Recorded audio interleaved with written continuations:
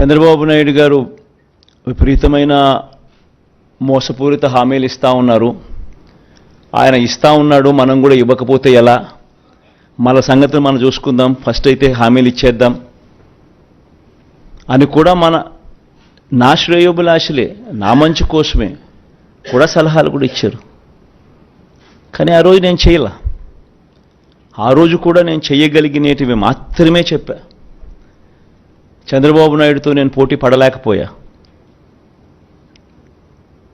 ఈరోజు నేను గర్వపడతా ఉన్నా.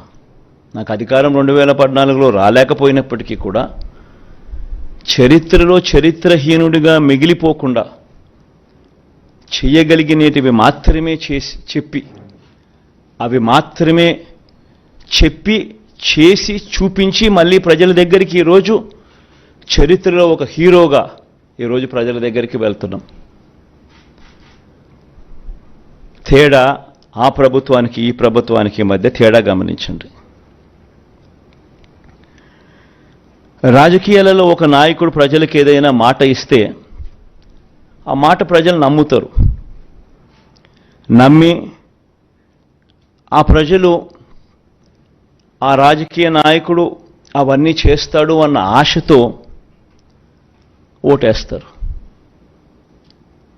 ఆ ఓటు వేసినప్పుడు ఆ ప్రజలు ఆ నమ్మకం మన మీద పెట్టినప్పుడు మనం చేయాల్సిందేమిటి? వారి నమ్మకంతో ఆడుకోవడమా,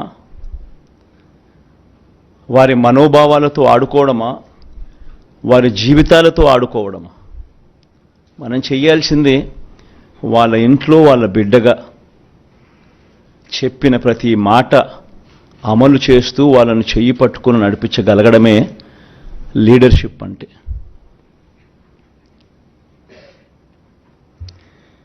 ఈరోజు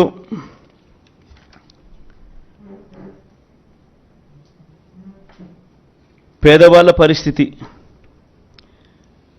ఏమిటి, ఎలా ఉన్నారు, ఎలా బ్రతుకుతా ఉన్నారు, ఎలా బ్రతికారు అని నా 3648 కిలోమీటర్లు సాగిన నా పాదయాత్రలో నా కళ్ళారా నేను చూసినప్పుడు వాళ్ళ దగ్గరికి నేను పోయినప్పుడు చూసినప్పుడు పేదవాళ్ళ పరిస్థితి ఏమిటి అని చెప్పి గమనిస్తే పిల్లలను చదివించలేని పరిస్థితి, చదివించాలని ఆరాటం ఉన్న తల్లులకు. ఎందుకంటే మొట్టమొదటగా కడుపు నిండితే తప్పనిచ్చి ఆ తర్వాతనే చదువులు గుర్తుకొస్తాయి. అలాంటి పరిస్థితుల నుంచి ఫీజులు కట్టలేక పిల్లలు చదువులు మానేసిన పరిస్థితి, పిల్లలు తమ తండ్రులు ఆ ఫీజులు కట్టలేని పరిస్థితిని చూసి పిల్లలు ఆత్మహత్యలు చేసుకున్న పరిస్థితి, ఇంజనీరింగ్ చదువుతా ఉన్న పిల్లలు. ఇవన్నీ నా కళ్ళారా చూసా. అవ్వాతాతలకు అన్ని అర్హతలు ఉన్న పెన్షన్ రాని పరిస్థితి, ఇల్లు ఇవ్వని పరిస్థితి,